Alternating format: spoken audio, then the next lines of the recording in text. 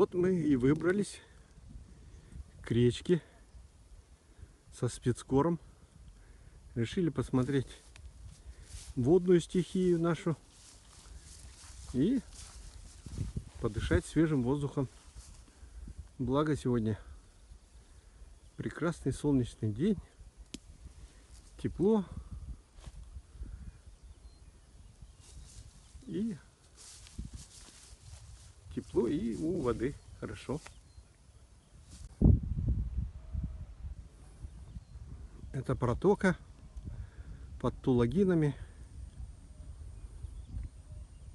Где-то там впереди река сама большая, а это ее протока. И здесь ее горожане отдыхают, кто просто пикник организовывает, то на рыбалку, всяко разно. А мы вот просто гуляем.